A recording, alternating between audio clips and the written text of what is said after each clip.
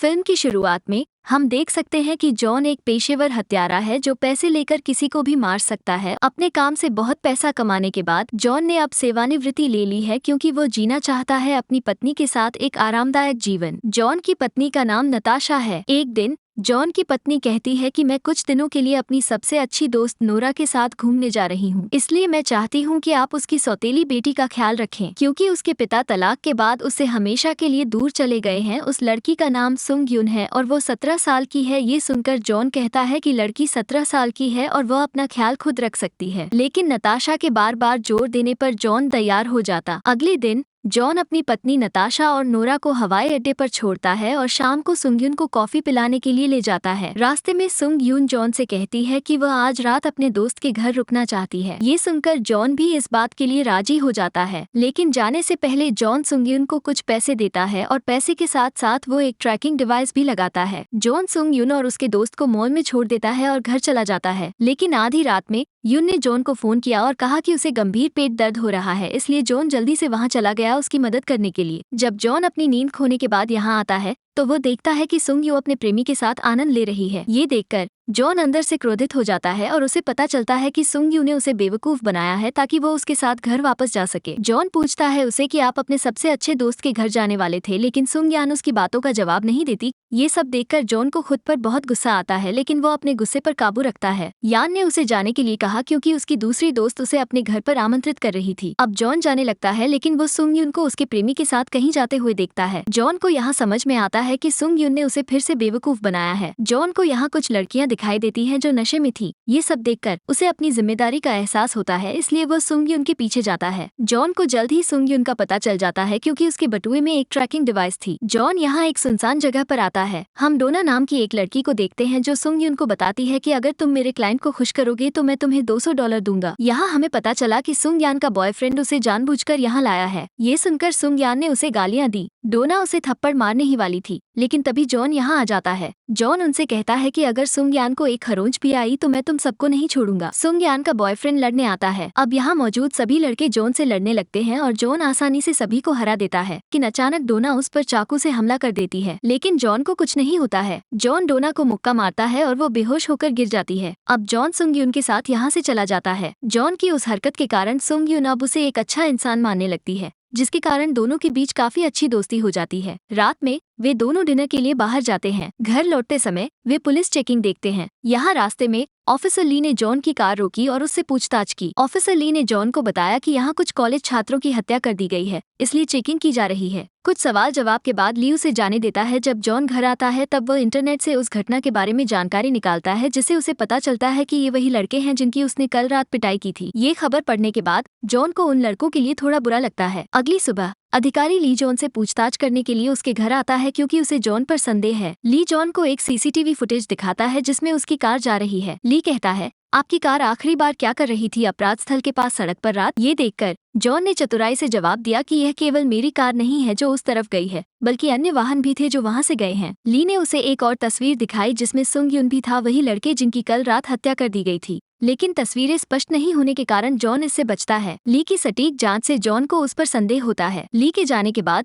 सुंग युन जॉन से सॉरी कहती है क्योंकि वो बहुत डरी हुई है। सुंग युन का डरा हुआ चेहरा देखकर जॉन वो एक लड़की को याद करता है जिसे वो अतीत में मिला था। इस लड़की ने जीने की सारी उम्मीद छोड़ दी थी और आत्महत्या करने वाली थी, लेकिन जॉन ने उसे ऐसा करने से मना किया। फिर यहाँ डोना सुंग युन को बुलाती है। वो जॉन से बात करता है और कहता है कि वे सभी लड़के मर चुके हैं और मेरे पास वो चाकू है जो तुमने उन लड़कों से छीना था और उस पर तुम्हारी उंगलियों के निशान हैं। अगर मैं वो चाकू पुलिस को दे दूं तो आप मुसीबत में पड़ सकते हैं। डोना कहती है कि अगर तुम 1 घंटे के अंदर मेरे घर नहीं आए तो मैं सारे सबूत पुलिस को दे दूं। ये सुनकर जॉन डोना से मिलने के लिए तैयार हो जाता है और जाने से पहले वो सुंग युन को एक ब्रेसलेट देता है। जॉन सुंग युन को अकेला छोड़कर डोना से मिलने के लिए निकल जाता है। जॉन एक इमारत के पास आता है जहाँ उसकी मुलाकात झांग नाम के अमन से होती है, जिसका काम कम उम्र की लड़कियों का अपहरण करना और उन्हें बेचना है। जैंग अपने एक आदमी से जॉन को मारने के लिए कहता है, लेकिन जॉन आसानी से उसके आदमी को हरा देता है। जॉन डोना से वो चाकू मांगता है, लेकिन डोना उसे देने से इनकार कर देती है। ये देखकर जॉन जैंग के आदमी पर अत्याचार करना शुरू कर देता है। जिसे देखकर झांग डर जाता है और चाकू जॉन की ओर फेंक देता है। जब जॉन चाकू लेने के लिए नीचे झुकता है, अचानक जैंग उस पर गोली चला देता है और चाकू लेकर भागने लगता है। जॉन की मुलाकात एक लड़ाके से होती है जो उसे बराबर की टक्कर देता है, लेकिन जॉन उसे बुरी तरह से घायल करने के बाद निकल जाता है। जॉन सीधे अपने घर चला जाता है। जब वो घर आता है तो उसे पता चलता है कि कई लोग यहाँ आए हैं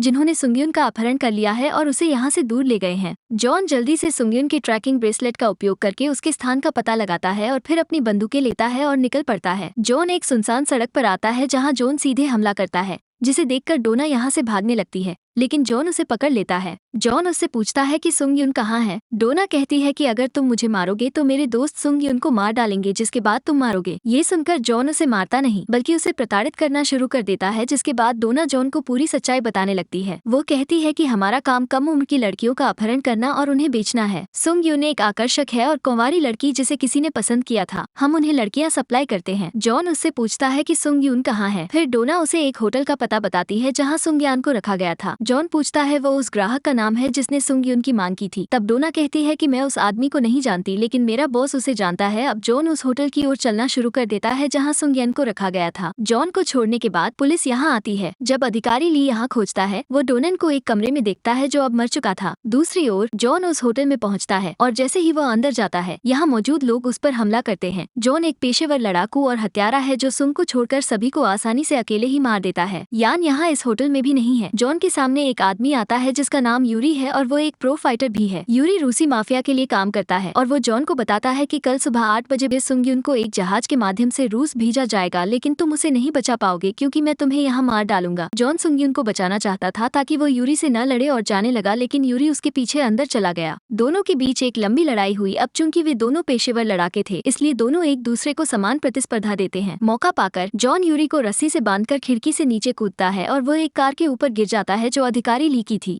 अधिकारी ली जॉन पर बंदूक तानता है और उसे अपने साथ पुलिस स्टेशन चलने के लिए कहता है, लेकिन जॉन चतुराई से उसकी बंदूक उससे ले लेता है और उसे बंदी बनाकर सुंगयुन को बचाने के लिए अपनी कार में निकल जाता है। कुछ समय बाद जॉन कार्गो बंदरगाह पर पहुंचता है। जॉन एक कार के अंदर सुंगयुन को देखता है। जॉन उन सभी गैंगस्टरों पर तेजी से हमला करता है जिन्होंने सुंगयुन को मारने के बाद उनका अपहरण कर लिया था। जॉन ने सुंगयुन को बचाया, लेकिन झांग ने उन पर हमला किया। लेकिन जॉन ने उसे बुरी तरह से पीटा और उससे पूछा कि वो कौन था जिसने सुंगयुन की मांग की, लेकिन झांग ने उसे कुछ नहीं बताया, जिसके बाद जॉन ने उसे गोली मार दी। ये सब देखकर ली डर गया। जब जॉन ने झांग की तलाशी ली तो उसे एक मोबाइल मिला और झांग ने आखिरी कॉल ऑफिसर ली को की थी। जॉन को यहाँ समझ आ गया कि ऑफिसर ली ही है जो उन्हीं लोगों से मिला हुआ है जो लड़कियों की तस्करी करते हैं। जॉन ने ली से कहा कि तुम मुझे उस आदमी के बारे में बताओ जो इन सब का मुखिया है, नहीं तो मैं यह मोबाइल मीडिया को दे दूंगा, जिसके बाद तुम्हारी सारी सच्चाई लोगों के सामने आ जाएगी कि तुम कौन हो। एक भ्रष्ट अधिकारी जो एक गिरोह और लड़कियों की तस्करी में मदद करता है। अब एक पुलिस टीम इस जगह पर आ रही थी, इसलिए ली इसके लिए सहमत हो गया। ली ने अधिकारियों को बताया कि यहाँ जो कुछ भी हुआ वो एक पुलिस ऑपरेशन था और वो जॉन को सुंगयुन के साथ अस्पताल भेजता है।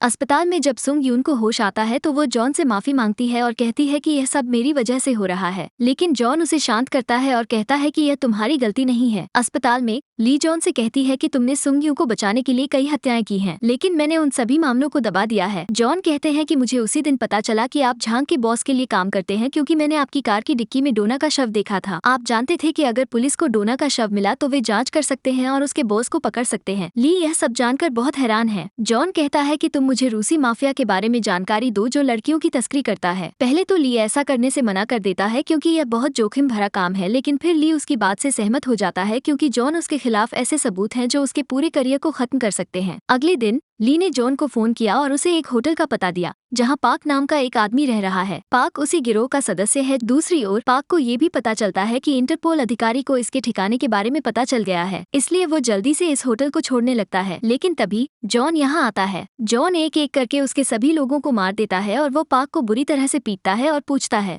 पाक यहाँ एक महिला को बुलाता है जो उनके व्यवसाय में शामिल है और ये लोग उसे पिग मामा के नाम से जानते हैं। पिग मामा की कॉल से जॉन को पता चलता है कि सुंगयुन की मांग करने वाला आदमी एक जज है जिसका नाम किम है। यहाँ पाक जॉन को बताता है कि हम कम उम्र की लड़कियों का अपहरण करते हैं, जिसके बाद उन्हें जज के पास भेज दिया जाता है। जज उनमें से एक लड़की के साथ मौज मस्ती करता है और फिर बाकी लड़कियों को रूस और एशिया में बहुत ऊंचे पैसे में बेच दिया जाता है।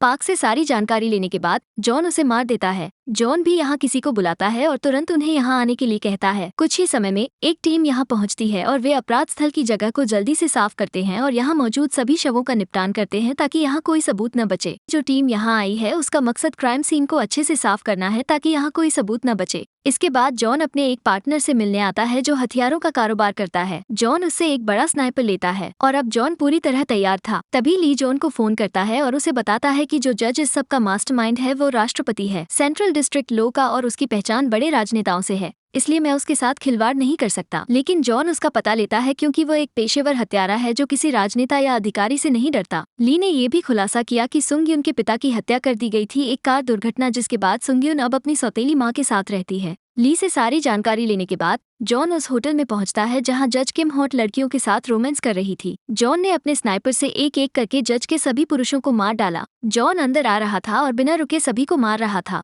यहाँ यूरी भी मौजूद है जो जॉन पर फायरिंग शुरू कर देता है। यहाँ फायरिंग शुरू हो जाती है। दोनों के बीच ऑफिसर ली भी है जो जॉन के साथ था, लेकिन जैसे ही वो मौका मिलता है वो जॉन को बंदूक की नोक पर ले लेता है। यूरी जॉन को पकड़ लेता है और जज के सामने लाता है। जॉन जज से पूछता है कि क्या आप वही आदमी हैं जिसने सुंगयुन की मांग की थी। ये सुनकर वो बस मुस्कुरा देता है। जज ली से जॉन को मारने के लिए कहता है। ली बाहर आता है जॉन के साथ, लेकिन फिर जॉन उस पर हमला करता है, लेकिन जॉन उन सभी से लड़ता है और कुछ ही समय में उन सभी को मार डालता है। वो ली से कहता है कि मैंने केवल इसलिए आत्मसमर्पण किया है ताकि मैं जज से मिल सकूं। यूरी यहाँ आता है और उस पर गोलियां चलाना शुरू कर देता है। दोनों के बीच लंबी लड़ाई होती है और वो यूरी को बुरी तरह से घायल कर देता है और अंततः उसे भी मार देता है। अब जॉन जज के कमरे में आता है। जज समझता है कि जॉन उसे मार डालेगा, इसलिए उसने जॉन को लालच दिया। जॉन जज से सुअर मामा के बारे में पूछता है। सुअर मामा के बारे में सारी जानकारी लेने के बाद जॉन जज को भी मार देता है। दूसरी ओर हम नताशा को उस नोरा के साथ देखते हैं। वे दोनों बैठकर बात कर रहे थे, तभी नोरा को किसी का फोन आता है। नोरा अपनी कार में आती है और फोन उठाती है क्योंकि कॉल जज के फोन से था। दरअसल जज नोरा के साथ मिलकर लड़कियों की तस्करी का सारा काम करती थी। नोरा की बेटी सुंग यंग नहीं है क्योंकि वो उसकी सौतेली माँ थी, इसलिए वो अपनी गोद ली हुई बेटी को ऊंचे पैसे के लिए बेच रही थी। जज ने ये सारी बातें जॉन को बताई थी। जॉन ने जज को मार डाला और उसके फोन से नोरा को फोन किया, और जब नोरा ने कार्टन के अंदर फोन उठाया, यहाँ हम जॉन को देखते हैं जो उसके पीछे बैठा था। नोरा जॉन को देखकर बहुत हैरान हो जाती है। दरअसल